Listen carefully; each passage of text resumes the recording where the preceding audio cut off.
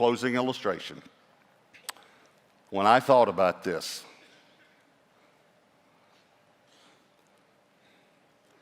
the person that I thought of that has always esteemed everyone better than herself is my wife.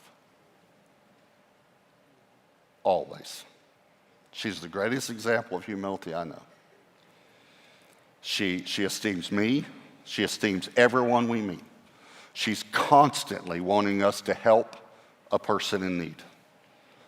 She's talked to me about giving cars to single moms. We give cars when God tells us to. And years ago, the Lord told me, I handle all the finances in our family. I don't mean that in a wrong way toward her, but she can't count. And she will admit it. She does not understand numbers. I was telling her one time something about our finance. She says, ah, ba, ba, ba, ba, ba, ba. She cannot, so I just handle it. And so when we do Heart for the Kingdom or something, I've asked her before, let's try to come up with the same number. I asked her that one time. Let's come up with the same. I said, I asked the church to do it, sugar. We have never done this in our whole married life. Let's just try one time to come up with the same number. So I prayed about it, okay? The number I got was $10,000. I'm just going to tell you the number that I got. This was 10 years ago or so. That was the number I got.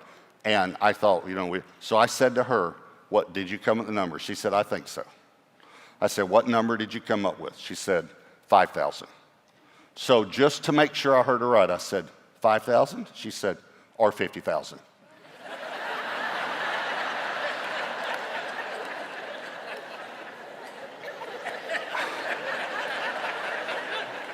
And I said to her, do you understand the difference?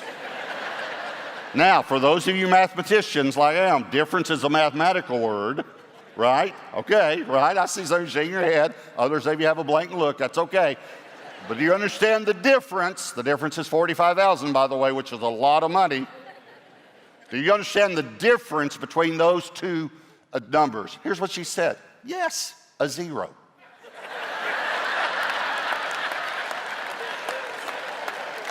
She said, nothing. Nothing is the difference between those two numbers. Okay, so we have never prayed about an offering again together. But I just handle the finances. But the years ago, the Lord told me, when she wants to give something, whatever it is, you give it. He told me that. Whatever she wants to give, you give. Because she'll come sometimes and say, I remember the first time she did it, she said, I'd like to help this single mom. I'd like to get her a car.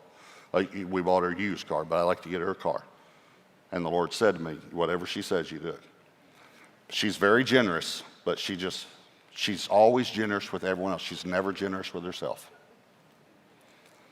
So every year at Christmas and anniversary and birthday, I call Elaine, our daughter, where's Elaine? Right there, to find out what does Mom want.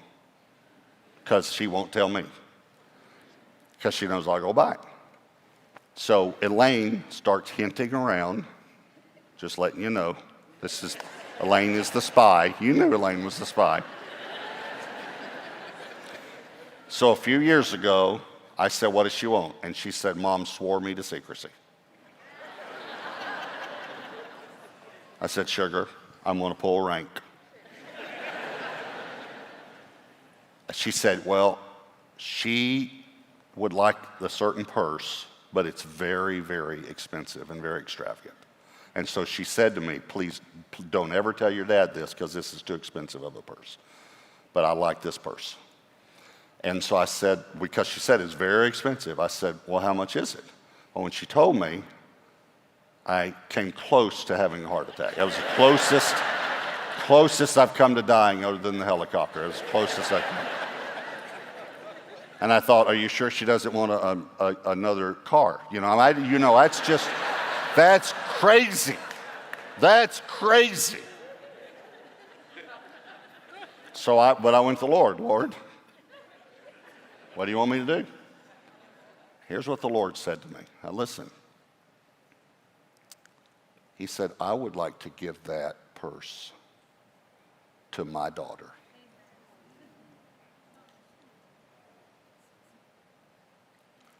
He said, I want to show my daughter how much I love her. So a few weeks after that, we go to speak at this church, and a widow in the church came to Debbie and said, God told me to buy you this.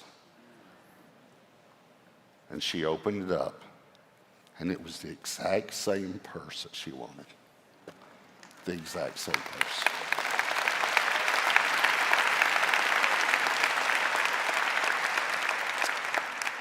And she said to her, this is from a father to his daughter.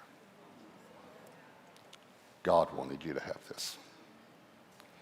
I'm telling you, God's plans for you are good. No matter what you're going through, God knew you before you knew him. And God's plans include provision.